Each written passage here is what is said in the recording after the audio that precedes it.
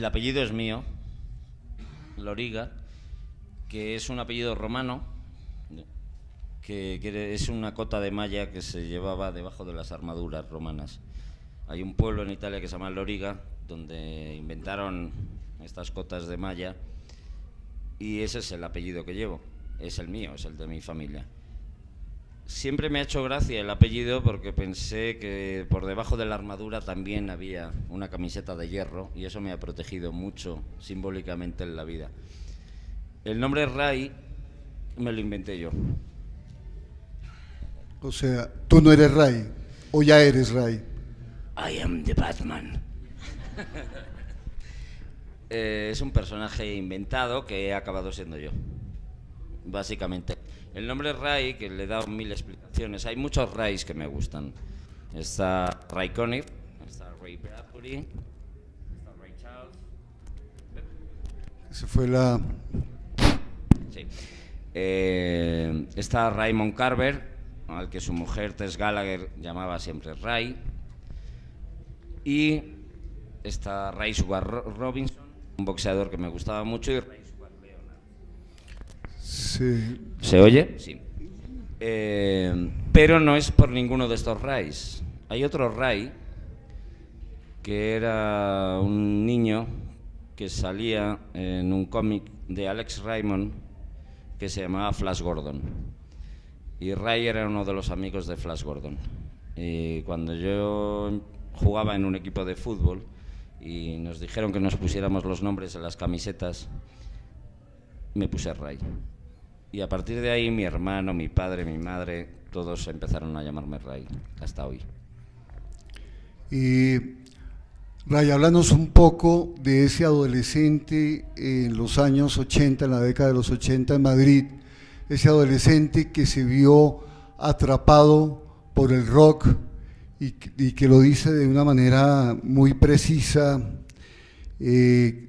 Odio cuando el grupo deja de tocar y tienes que pensar en lo que harás el resto de tu vida. Tú vivías, te metiste o te metieron o se te metió el rock encima. ¿Cómo fue ese amor tan profundo? Mi relación con el rock, que es tremendamente profunda, tiene mucho que ver con mi hermano mayor, que murió. Voy a confesar una cosa que no suelo contar, pero como sois muchos amigos, la voy a contar. Mi hermano era esquizofrénico y lo internaron en un psiquiátrico. Como todos los esquizofrénicos, o la mayoría, era un hombre luminoso, peligroso y luminoso. Se llamaba Augusto, nació en Maracaibo, no era español, era venezolano. Ni siquiera se llamaba Augusto Loriga, se llamaba Augusto Rodríguez, porque mi madre tuvo otro marido antes que mi padre, pero era mi hermano. Y mi hermano de Maracaibo, que en aquella época no tenía ni siquiera pasaporte español, era enano, sufrió muchísimo, un hombre acomplejado, y le encantaba el rock and roll.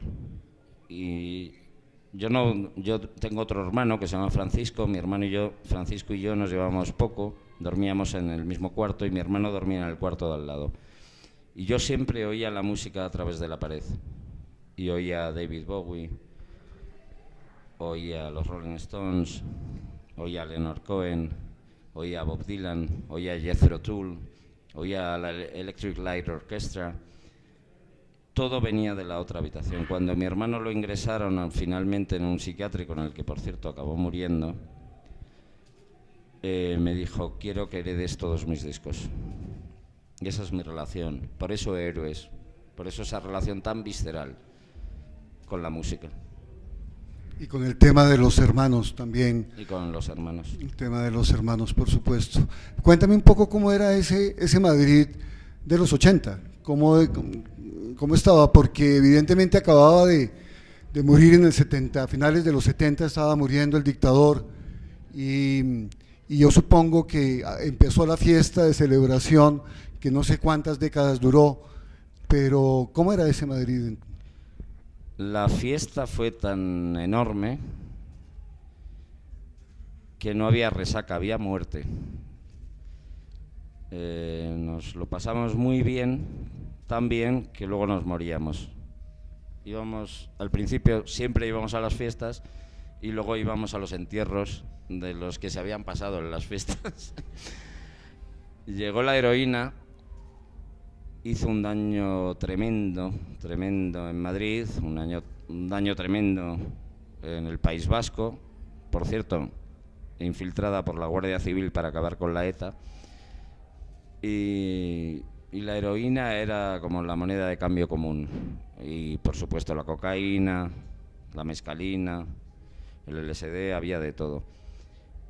Fue una explosión, un efecto lógico, físico, de represión y expansión, ¿no? Cuando sujetas un gas durante 40 años que se llama libertad y de pronto abres la tapa, explota. Y ahí España, no solo Madrid, está Vigo, está Barcelona, está Cádiz, está Quico Veneno, está Pata Negra, está toda Andalucía, está Murcia, está Extremadura, está Pamplona. Madrid era un epicentro de una historia que se expandió por toda España, que se llamaba Libertad, y que, como todas las cosas buenas, conlleva ciertos riesgos. El riesgo fue el exceso, y no el exceso de ideas, que eso nunca es malo, el exceso de agotamiento. El hígado soporta lo que soporta. Y la heroína es lo que es. Y entonces, bueno, empezó siendo muy divertido y acabó siendo un poco triste. ¿Y tú eres un sobreviviente de esos años? Sí, porque yo lo pillé más joven. Yo venía de la generación de Naranjito, de ese mundial en el que hicimos el ridículo más espantoso del mundo. Me acuerdo del primer partido, España-Honduras, mundial en España, y empezó el partido y el comentarista decía: bueno, esto es un partido de trámite, España va a ganar a Honduras, evidentemente. Y al final del partido el comentarista decía: Honduras es mucho Honduras, porque íbamos perdiendo. Y así fue un desastre de mundial. De esa derrota, ahí yo era todavía un niño, y luego en el año 87, 88 ya sí entré en el canto de la tripulación con Alberto García Lix, Cesepe, Ukalele, Xavi Mariscal, un grupo de gente creativa estupenda, donde empezamos a hacer fanzines, revistas, fiestas, conciertos, música. Antonio Vega, todos nos conocíamos, los Ronaldos. Luego llegaron los chiflados, Alejo Stivel, Ariel Roth, luego llegó el chiflado de Calamaro, y a partir de ahí ya fue toda una fiesta divertida y peligrosa. Y en medio de esa fiesta divertida y peligrosa, ¿cómo aparece la literatura? ¿Cómo hay tiempo para que la literatura exista, para sentarse a leer, para sentarse a escribir, etcétera, etcétera? Porque esa fiesta era muy intensa. En mi caso, que soy lector de la Biblia y la releo, lo primero fue la palabra. Así empieza el libro, ¿no? La literatura estaba antes. Yo me crié con la literatura. Antes que el rock, antes que todo, estaba la literatura. Siempre digo que si soy escritor, probablemente es gracias al Lazarillo de Tormes. Soy escritor gracias a la Celestina, soy escritor gracias al Arcipreste de Ita. Soy escritor gracias a la cultura de la literatura en español que yo leí. Soy escritor gracias a Juan Rulfo, a Gabo, a Vargas, a Felisberto Hernández. La literatura en mi idioma, que fue la primera que supe leer antes de saber leer en inglés, y por supuesto luego a la literatura traducida. Pero lo esencial para mí siempre fue la literatura. ¿Pero a qué hora podías escribir entre la borrachera de la fiesta y la resaca de la fiesta? ¿Es mejor escribir borracho o resacoso? Tengo un sistema que no me suele fallar, que se llama escribe borracho, corrige sobrio. Funciona muy bien, porque el alcohol, como no es más que un desinhibidor, te permite soñar ideas, caminos, locuras, equivocarte, te lanzas con ese coraje de la borrachera. Y luego con la gran resaca, la pesadumbre del error del día anterior, es el momento de sentarse a corregir. Y esos dos escritores, en mi caso, son necesarios. Escribe borracho, corrige sobrio. Es un sistema que funciona bastante bien. Tenemos todos pruebas, muchas pruebas de lo que estás diciendo, porque has sido un escritor prolífico. Tus primeras obras, de todas maneras, son bastante autobiográficas, y me gustaría que pasáramos rápidamente, porque el tiempo apremia y tenemos muchísimas preguntas, y me gustaría también que alguien del público tuviera la oportunidad de preguntarte algo, por supuesto. Pasemos a Manhattan, pasemos a Nueva York. ¿Por qué Nueva York? ¿Por qué Nueva York? Antes estaba escuchando... No os peguéis. Sobre todo no os peguéis. Estamos en el territorio y el tiempo de la conciliación. ¿Por qué Nueva York? Estaba escuchando a Eduardo Lago, magnífico escritor que me ha anticipado antes en su presentación. Él lleva 27 años en Manhattan, yo viví 6 seguidos y estuve como 10 yendo y viniendo.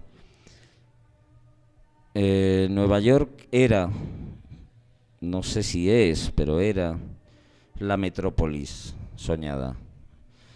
Era el lugar, como decía Frank Sinatra, si lo consigues aquí lo consigues en todo el mundo, ¿no? Era la idea de todo gira alrededor de Nueva York. Lo fue París en su día, y en aquella época lo era Nueva York, y ahora no sé qué otra ciudad puede...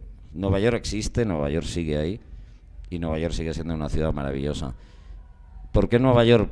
Nueva York reúne muchas cláusulas, es una ciudad maravillosa entre dos ríos grandes.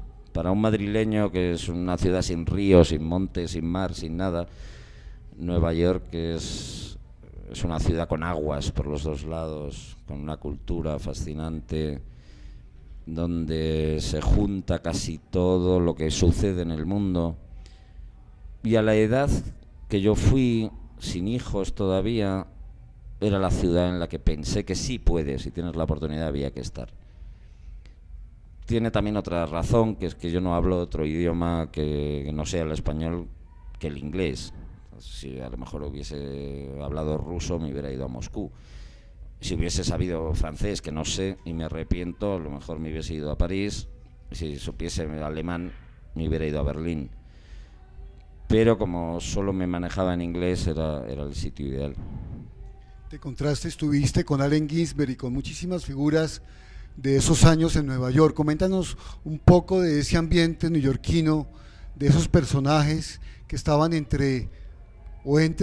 digamos que son más o menos lo mismo, como tú bien lo dices, el rock, la poesía, la literatura, la fantasía, el sueño. Sí, curiosamente con Ginsberg nunca estuve en Nueva York, estuve en Holanda, en Alemania, en Madrid, y curiosamente nunca en Nueva York. No coincidí con él en Nueva York y luego murió, como todos sabemos. Conocía lo que quedaba de la generación Beat, a John Giorno, a Corso, a Allen Ginsberg, gracias a un gran amigo que se llama Barry Gifford, magnífico escritor, que probablemente el nombre no os suene, pero si os digo Lost Highway, David Lynch, y si os digo Wild at Heart, David Lynch, sabéis de quién estoy hablando. Ese es el escritor de esas historias. Y él tenía un contacto muy directo con William Burroughs, conoció a Jack Kerouac, escribió un libro que se llama El libro de Jack, que es una biografía soñada, pero conociendo a Jack Kerouac. Y él fue el que me hizo el puenteo, este gran amigo, con esa generación. Con Allen Ginsberg tuve la suerte de ir de gira con Allen Ginsberg, Linton Kwesi Johnson, Robert Crumb, con su grupo de bluegrass, y íbamos en una furgoneta haciendo una gira rock and roll literaria por Holanda. Cosa bastante extraña, pero lo pasábamos estupendamente. Y sí, tuve la suerte de coincidir con ellos. Recitábamos poemas en mitad de los conciertos. Una idea bastante chiflada, pero que se hizo cuando Bob Dylan tocaba en siempre salía un poeta en medio, Allen Ginsberg, por ejemplo, ¿no? Y en Holanda, en aquella época, había un festival de spoken word muy bueno en La Haya, que luego se mudó a Ámsterdam, y montaban un festival allí y luego un festival paralelo que se llama Lowlands, en Holanda, metido ya más cerca de Rotterdam. Y entonces, en mitad de los grupos, había poetas. Yo no soy poeta, soy prosista, pero con Héroes, que estaba traducido al holandés, pues hacíamos, cada vez que acababa, yo me acuerdo que me tocó entre Supergrass y Blur. en un sitio con miles de personas. También he de decir, para que no parezca tan glorioso, que el tío que actuaba antes de mí se llamaba Fartman. Y era un tío que se tiraba pedos. Llevaba una capa y se tiraba pedos y se movía la capa. Y luego tocaba Strangers in the Night con pedos.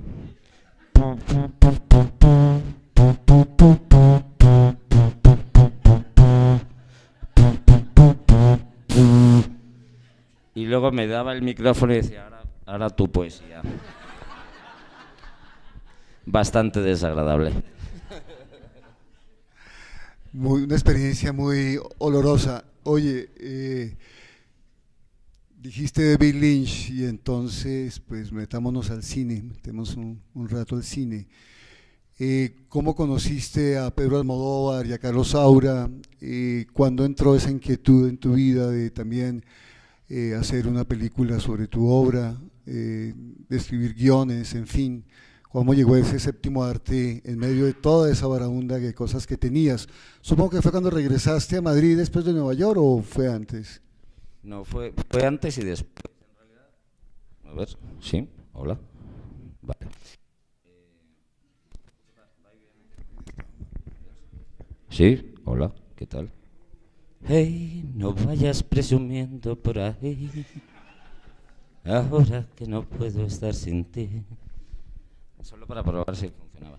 En realidad lo único que he estudiado, bueno, he estudiado literatura porque eso se estudia leyendo. Lo único que he estudiado en una universidad fue cine. En realidad estudié cine. Y siempre tuve el sueño, la ambición, el deseo, el anhelo de trabajar en el cine. Y me había convertido ya en novelista, acababa de publicar Caídos del cielo, y un día recibí una llamada de teléfono de Pedro Almodóvar. Y me dijo, hola Ray, ¿no me conoces? Soy Pedro Almodóvar. Y dije, sí, te conozco perfectamente. Me conozco perfectamente. Y me dijo, me gustaría mucho escribir una película contigo, he leído tus libros, me gusta mucho cómo escribes. Digo, estoy ya en tu casa. Nos sentamos 6 meses y escribimos Carne Trémula. Y así empezó. Pero yo había estudiado cine, había estudiado guión, había hecho además no solo en la Complutense, sino que había hecho cursos con Touchstone, que era una filial de Disney de aquella época, con profesores americanos en inglés, del guión, cómo se trabajaba el guión en los estudios americanos, etcétera, etcétera. Y Pedro me dio la rampa de salida, y claro, si empiezas con Pedro Almodóvar, vas niquelado, como decimos en España, ¿no? Y tengo la suerte de haber hecho una película con Pedro Almodóvar y una película con Carlos Saura, que son palabras mayores, ¿no? Los directores que más me gustaban. Y lo de Carlos fue distinto. Yo escribí el guión y hice el guión de Porturraco. Los crímenes son unos crímenes de pueblo que pasaron en España en el año 92. No es España negra, sino España moderna, porque sucedió durante las Olimpiadas. Pero te retrotraía al horror de la España profunda, del odio visceral, pero no solo de España, sino el rencor que existe en España y fuera de España el rencor como sistema de vida. Y me interesó la historia, era tan ajena a mí, cuando me la ofrecieron, me pareció, yo acababa de llegar de Nueva York, de hecho estaba en Nueva York cuando me la ofrecieron, y dije, encaja perfectamente Manhattan-Puerto Rico. Es un viaje larguísimo y es perfecto. Y escribí el guión, hablé con el productor, le gustó el guión y me dijo, ¿ya qué director ves tú? Y dije, por supuesto, Carlos Saura. Se lo mandamos, Carlos me llamó, me dijo, vamos a rodar mañana. Y así fue. Empezaste y ¿cómo era ese Madrid que encontraste después de viajar a Nueva York? Ese coletazo quizá final de la famosísima movida madrileña. Pues lo escribí en su día en el periódico El País. La sensación que tuve, pusieron en la Plaza de Colón una bandera inmensa de España, que no estaba cuando yo me fui. Aznar era el presidente del gobierno. Y escribí un artículo en El País, que no recuerdo entero, pero decía, las banderas cada vez son más grandes y las personas cada vez más pequeñas. Y me quedé aterrado, sinceramente, al llegar. Y todavía no he superado el asombro. Fue duro venir de Manhattan y llegar a una España otra vez girada hacia la derecha, otra vez con todas las viejas, horribles costumbres de España. Me pareció muy deprimente. Y creo que todavía estamos luchando por recuperarnos de todo eso. Dicho esto, el gobierno de Zapatero no ayudó absolutamente nada, fue otro absoluto desastre. Y bueno, ahora estamos ahí en esa tierra de nadie, que ya no sabemos cuánta España somos, por dónde se va a cortar, quién se va a ir, quién se va a quedar. Tenemos una familia mal avenida y estamos un poco a la expectativa de lo que pueda suceder. Y eso que sucede en España, que tú piensas de España, y es un síntoma claro de lo que está sucediendo en general en Europa. ¿Sí? Hola, vale. Hablaba antes con Eduardo Lago y lo vuelvo a citar. Europa es como la Catasfiore de Tintín, una señora muy vieja que no sabe dónde ha dejado las joyas. Sinceramente me da mucho gusto venir para acá. Yo aquí noto que las cosas suceden.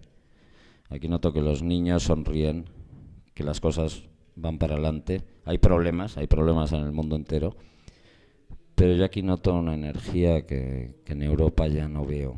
Y, por supuesto, Europa ha sido una de las razones de la civilización y tiene que recuperarse, pero a lo mejor hay que dejarla descansar y que coja un segundo aire, ¿no? Como los boxeadores. Yo noto que América está sucediendo y además creo que está sucediendo, y Eduardo y yo siempre discutimos sobre esto, de Río Grande para abajo. Creo que América está sucediendo y creo que es el momento americano. Lo pienso sinceramente.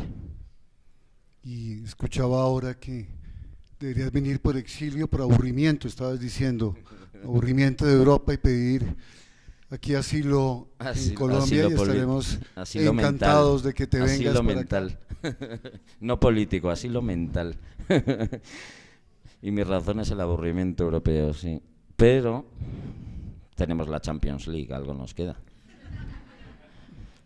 Con 2 equipos de Madrid, por cierto. Por cierto, bueno, cambiemos de tema.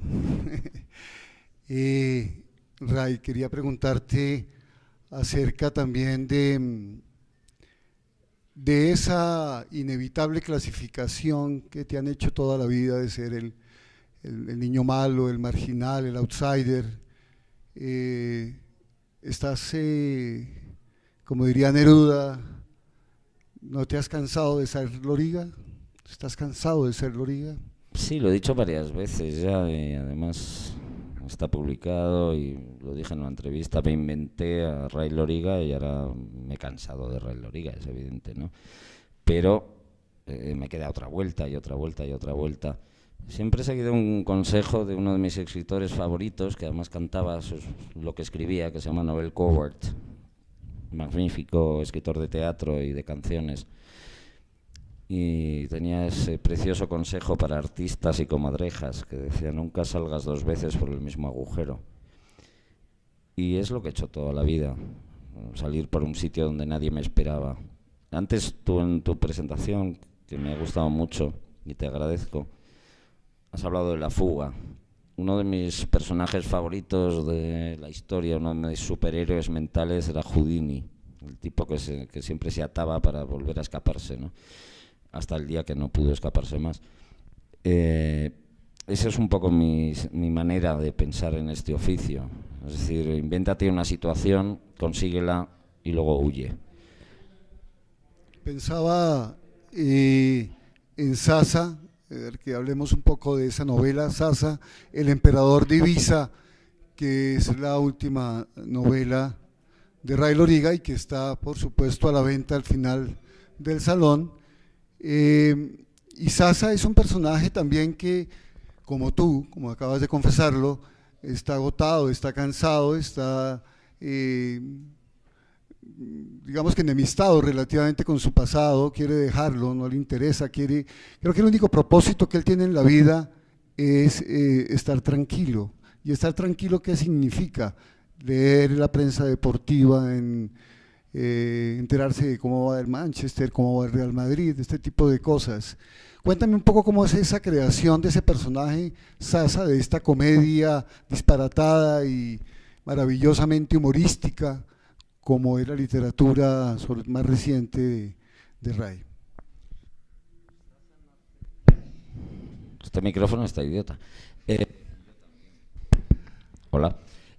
Zaza nace de una idea de una escritora que adoro, que se llama Marguerite Duras, que adoro tanto que me recorrí todo el río Mekong hasta encontrar su casa, cuando ya había muerto, ya por supuesto, y preguntaba en todos los pueblos por los que pasaba, la casa de la francesa, hasta que la encontré, que por cierto era un colegio muy bonito, con una chapita que decía cedido por Marguerite Duras para los niños vietnamitas. Y Marguerite decía una cosa preciosa en uno de sus libros, que era: la única manera de ganar el tiempo es perdiéndolo. Y eso me gusta mucho. Y de ahí un poco nace la idea de la tranquilidad, de dejar que pasen las cosas,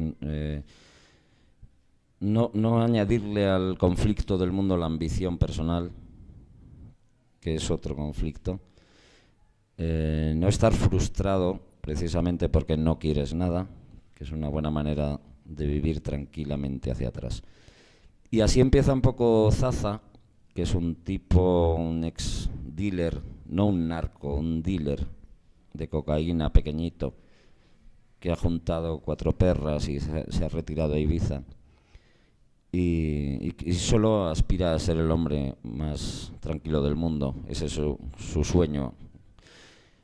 Y como decía Sempé, el dibujante francés tan bueno, todo se complica. Basta que sueñes con una cosa para que no suceda.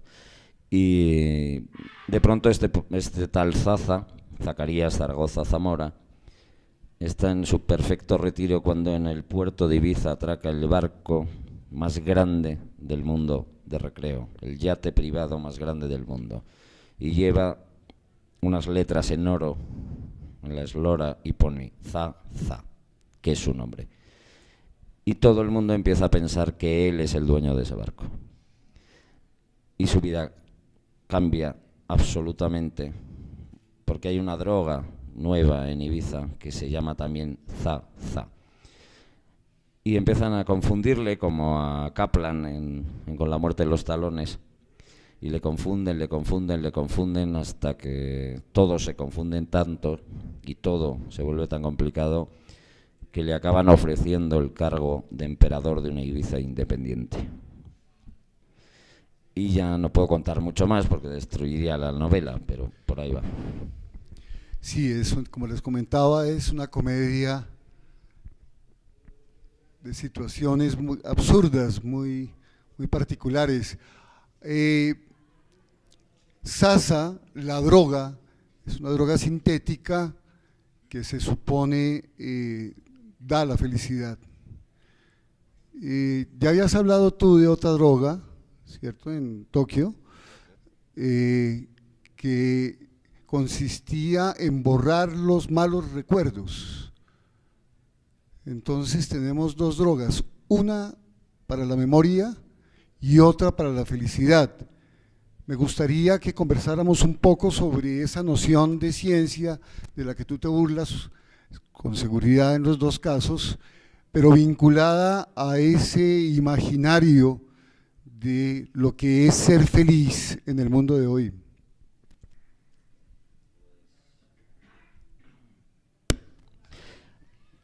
Hola otra vez. Pues sí, es que tengo esta manía de escribir sobre drogas inventadas. Me parecen como posiciones poéticas, metafóricas, interesantes. No soy el primero en inventarlas. Ahí está Soma, ¿no? Y está Huxley, y por supuesto no me lo he inventado yo. Está el orgasmatrón de Woody Allen, en fin, hay un montón de ejemplos. Pero sí me gustan las posibilidades poéticas, por ejemplo, de la droga de Tokio ya no nos quiere, una droga que te permite eliminar los malos recuerdos, elegir la memoria. Y me interesaba la cuestión de quiénes seríamos si pudiésemos decidir nuestra memoria, ¿no? La literatura se basa fundamentalmente en la memoria, y entonces me interesaba ese territorio. En este caso he inventado otra droga, que por cierto, si algún narcotraficante se dedica a venderla, pediré mis derechos de autor. Si alguien os vende Zaza, parte de ese dinero debería ser mío. Y lo que me interesaba tratar aquí es la felicidad. La felicidad es una cosa muy curiosa, porque como anhelo me parece loable y me parece lógico y es neurológicamente obligatorio casi, porque nuestros cerebros funcionan así. Como obligación me parece una estafa en la que caemos a diario por el consumo de la felicidad. Es decir, nos obligan o nos obligamos, porque me gusta decir nos obligamos, porque aquí no hay un malo de James Bond acariciando a un gato que trabaja en Spectra. La maldad somos nosotros, somos todos. Y esa obligación de la felicidad y la frustración constante que produce ayuda mucho al sistema de consumo. Es decir, usted no es feliz porque no es flaco, usted no es feliz porque su coche es pequeño, usted no es feliz porque es calvo, usted no es feliz porque no está en forma, usted no es feliz porque no tiene una tableta, usted no es feliz porque no ha leído, usted no es feliz porque su equipo no gana. Y así te van vendiendo productos uno detrás de otro en el abuso del sueño absurdo de la felicidad. Sobre eso es sobre lo que me interesaba mucho tratar en este libro. Sí. Antes de darles la palabra, porque hay problemas de tiempo desafortunadamente, quería que comentaras, bueno, quería decir algo sobre la forma, un poco de la escritura de Ray, y es que creo que primero hay un ingenio muy particular, y creo que eso es un poco de la esencia de mi placer como lector. Hay un ingenio particular en la construcción de las frases, que yo diría que va de esa inteligencia del copy publicitario, con una frase eficaz y precisa, hasta ese abanico que terminaría en un aforista, con pensamientos más sesudos, si se quiere, y no es difícil, y tengo pruebas aquí en mis libros, no es difícil que uno tenga que estar subrayando permanentemente muchas de las frases de Loriga, y es impresionante la capacidad que tiene de construir frases inteligentes. Por otro lado, es fascinante, los diálogos son fascinantes. Creo en gran parte que se debe a tu formación como guionista o a tu trabajo como guionista y a tu gran conocimiento del cine. Tú eres un cinéfilo sin duda. Y tercero, por supuesto, el punto de vista, ese gran punto de vista que es mirar lo absurdo del universo con esa mirada irónica, siempre burlándose, poniendo en tela de juicio lo que todo el mundo entiende como verdad absoluta, como convención social, religiosa, política, etcétera, etcétera. Y me gustaría que nos comentaras muy rápidamente, Ray, ¿cuál es tu apuesta poética en el sentido más amplio y general de la expresión? Cuando te sientas a escribir, ¿qué pretendes? ¿Qué buscas? ¿Cuál es tu pelea con las palabras? Primero, gracias por todo lo precioso que has dicho, que me he quedado impresionado.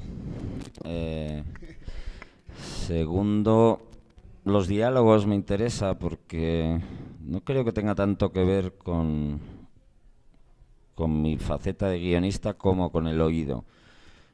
Suelo robar muchos diálogos de la gente que habla.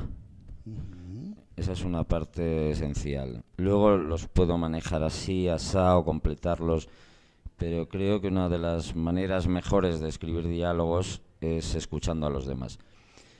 Mi amigo Rafael Azcona, que en paz descanse, que es uno de los mejores guionistas de la historia, no solo del cine español, sino del cine universal, me enseñó una cosa preciosa, y éramos muy, muy amigos, y me dijo: te voy a decir cómo se escriben las películas. Si es de vaqueros, vete al Corte Inglés. Si es de romanos, vete al Corte Inglés. Si es decimonónica, vete al Corte Inglés. Y si es de ciencia ficción, vete al Corte Inglés. Dice, entre la planta de oportunidades y el garaje, incluido el supermercado, dos mujeres mirando lencería, ahí sucede el mundo entero. Te sirve para todo. Y tenía razón. Y he seguido ese consejo toda mi vida, y los diálogos, como los tiene que decir la gente en las novelas, los escucho de la gente. Me siento en silencio en los bares, en los cafés, y escucho. Y voy apuntando lo que más me gusta. Tienes un gran oído. Tenemos tiempo para 2 preguntas, si son breves y muy precisas, por favor. Tú. Perdón, primero la chiquita. La chiquita, por favor.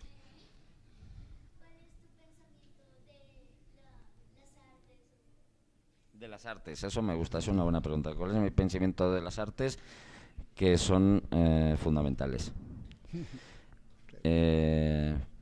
Cuando yo era niño, mi padre es pintor y dibujante, ilustrador, hace tiras cómicas.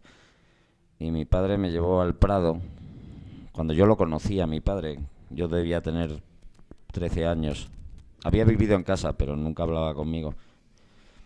Y cuando pensó que yo tenía edad ya de hablar, me llevó al Museo del Prado. Nos dimos un larguísimo paseo por el Museo del Prado, me fue explicando, estas son las tablas románicas, estos son los holandeses, esto es pintura flamenca, esto es Velázquez, esto es lo otro. Y me dijo, hijo mío, el arte es lo segundo mejor del mundo. Lo primero son las mujeres. Cuando falles con una mujer, te deje, te abandone, o tú la dejes, o todo sea un desastre, vente al Prado. Y ahí te consuelas. Esto es lo segundo mejor del mundo. El arte es lo segundo mejor del mundo. Tú.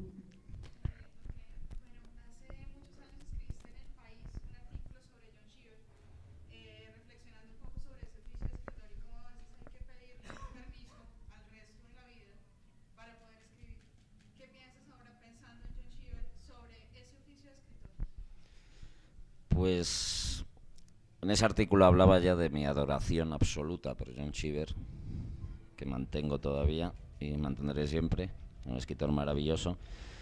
Y esa historia me la contó Barry Gifford, porque un día fuimos a la casa de John Cheever y me dijo, te voy a llevar a donde escribía John Cheever. Y bajamos a ese cuarto de las calderas, donde John Cheever... La historia viene siendo así, la voy a resumir muy rápido. John Cheever le decía a su familia que tenía un trabajo, se vestía con una corbata, un traje, llevaba un maletín y decía, niños, iros al cole, yo voy a trabajar. Los dejaba en la parada del autobús volvía, había alquilado un cuarto de calderas en su propia casa, bajaba, se quitaba la ropa, porque no se podía estar con ese calor, y se ponía en calzoncillos a escribir. Por la tarde, cuando volvían los niños, se ponía el traje otra vez y hacía como que venía de trabajar. Esto tiene mucho que ver con la escritura, porque la escritura no parece nunca un trabajo. Es muy difícil convivir con un escritor, porque es una especie de autista inútil que está siempre pensando en algo. Y además puede pensar paseando, porque todos los que hemos escrito alguna cosa alguna vez tenemos esas relaciones. Si estás sentado en la mesa con el ordenador, se fían de que estás escribiendo. Pero si estás paseando, dice, no estás trabajando. Pero claro, la escritura no es un colegio, no es... Se piensa, se pasea, se sube, se baja, le das 1000 vueltas a las cosas y no siempre tienes que estar precisamente en la mesa. Y es muy complicado convencer a nadie de que esto es un asunto serio y que es un trabajo de verdad y que importa. Luego, curiosamente, la gente va por las ciudades y dice, aquí vivió Neruda. Y nadie recuerda a un ministro de Agricultura, a un ministro de Hacienda. Y la gente sí recuerda a los escritores. Y este país es Gabo, y otro país es Vargas Llosa. Y la gente sí recuerda a los escritores. No recuerda la importancia de lo no importante que se cree muy importante, como por ejemplo los políticos, de los que nadie se acuerda nunca. Te puedes acordar de Churchill porque ganó a Hitler. Te puedes acordar de Stalin porque mató a mucha gente. Te puedes acordar de Hitler porque mató a todos los que pudo. Pero los políticos, los ministros, los funcionarios se olvidan. Y sin embargo los escritores le dan nombre a los lugares, le dan nombre a las cosas, le dan nombre a la vida que vivimos. Entonces ese es un asunto muy serio y muy divertido a la vez. Y es un asunto importante. Quizá una última pregunta. Es acerca de... Nosotros te tomamos la palabra muy en serio de que te vengas a vivir a Colombia. Me gustaría muchísimo saber... Un aplauso para que se venga, para que se entusiasme, se lo tome en serio. ¿Qué otra idea tienes sobre tu futuro, aparte de venirte a vivir a Bogotá? Una vez acepté mi petición de asilo mental por aburrimiento europeo, que tendrá que pasar por el Tribunal de la Haya o algo así, mi futuro no tengo ni idea. Sinceramente estoy peleando con una novela. Vuelvo a citar a Eduardo Lago y ahí coincidimos, lo ha dicho antes. La próxima novela siempre es un misterio. A veces crees que la estás escribiendo y luego la destruyes o luego se muere sola. Y solo puedo pensar en la próxima frase, en el próximo libro, en lo próximo que escriba. No puedo pensar más lejos que eso. Y en el día 24, cuando espero que el Real Madrid gane la 10ª Copa de Europa. Esperamos que no pase por el Tribunal de la Haya, porque a nosotros nos va muy mal con ese tribunal. Bueno, un aplauso y muchas gracias por su presencia.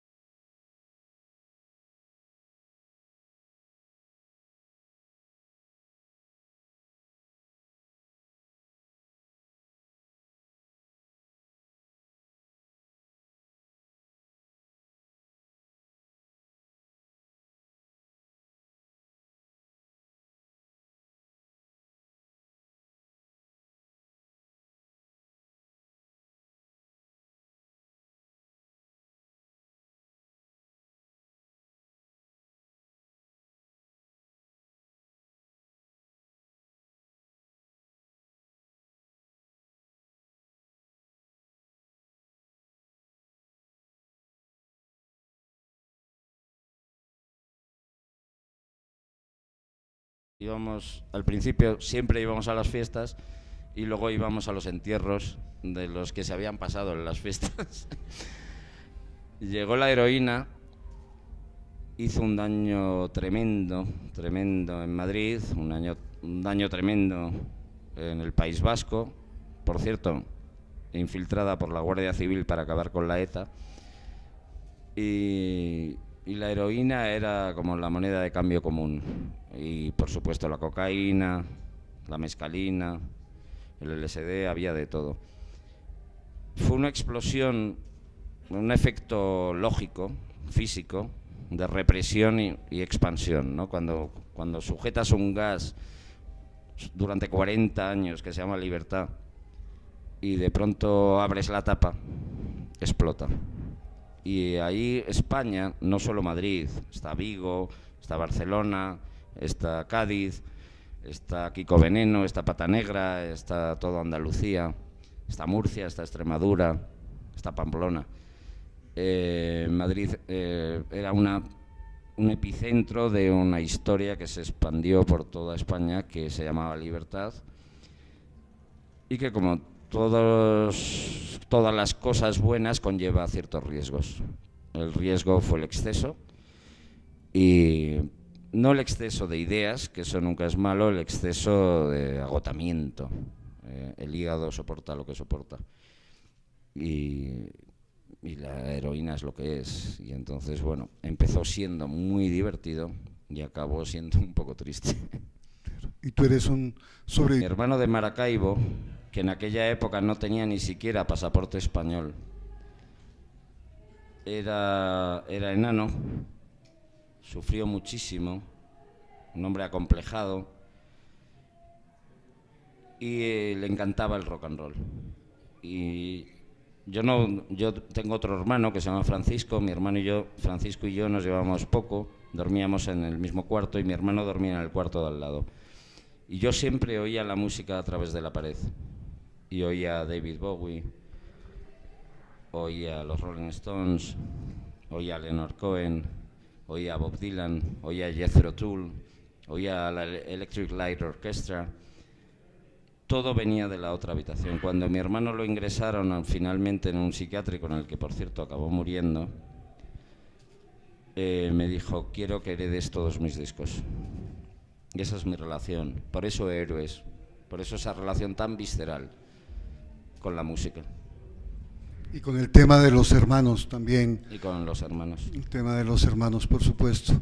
Cuéntame un poco cómo era ese Madrid de los 80, cómo estaba, porque evidentemente acababa de morir en el 70, a finales de los 70 estaba muriendo el dictador, y yo supongo que empezó la fiesta de celebración, que no sé cuántas décadas duró, pero ¿cómo era ese Madrid?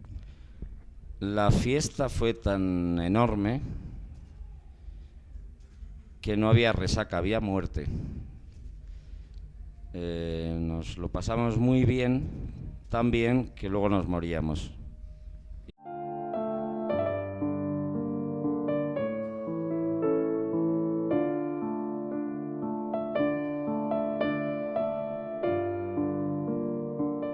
El apellido es mío, Loriga, que es un apellido romano, que es una cota de malla que se llevaba debajo de las armaduras romanas.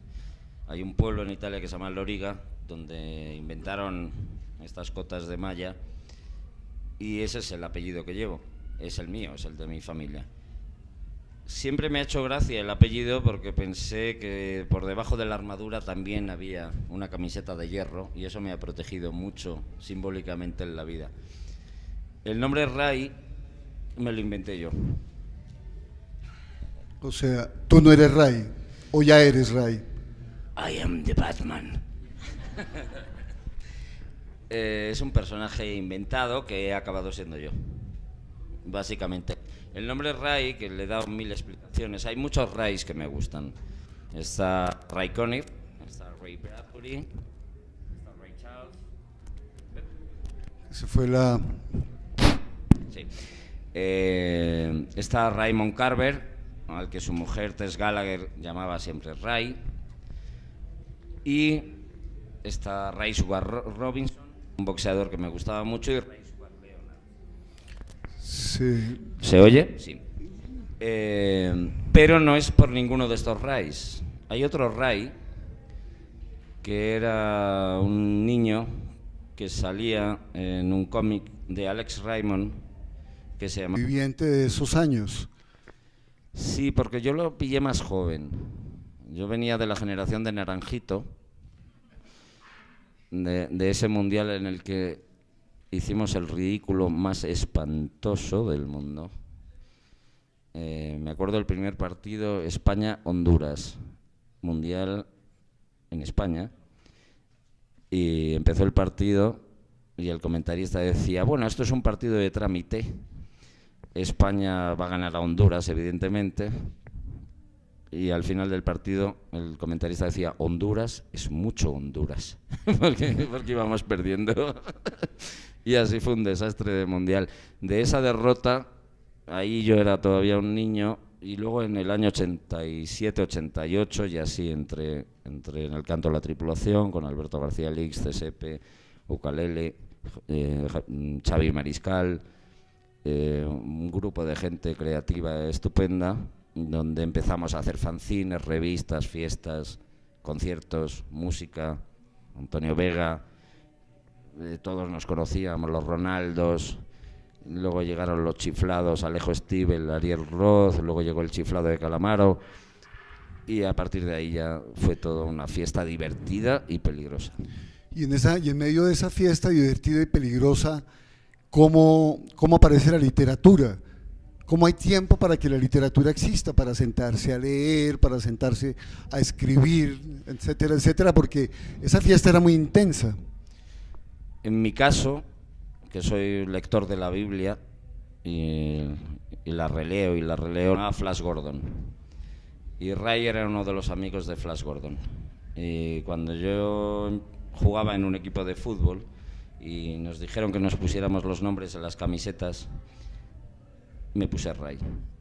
Y a partir de ahí mi hermano, mi padre, mi madre, todos empezaron a llamarme Ray, hasta hoy. Y Ray, háblanos un poco de ese adolescente en los años 80, en la década de los 80 en Madrid, ese adolescente que se vio atrapado por el rock y que lo dice de una manera muy precisa, odio cuando el grupo deja de tocar y tienes que pensar en lo que harás el resto de tu vida. Tú vivías, te metiste o te metieron o se te metió el rock encima. ¿Cómo fue ese amor tan profundo? Mi relación con el rock, que es tremendamente profunda, tiene mucho que ver con mi hermano mayor, que murió. Voy a confesar una cosa que no suelo contar, pero como sois muchos amigos, la voy a contar. Mi hermano era esquizofrénico y lo internaron en un psiquiátrico. Como todos los esquizofrénicos, o la mayoría, era un hombre luminoso, peligroso y luminoso. Se llamaba Augusto, nació en Maracaibo, no era español, era venezolano. Ni siquiera se llamaba Augusto Loriga, se llamaba Augusto Rodríguez, porque mi madre tuvo otro marido antes que mi padre, pero era mi hermano. Y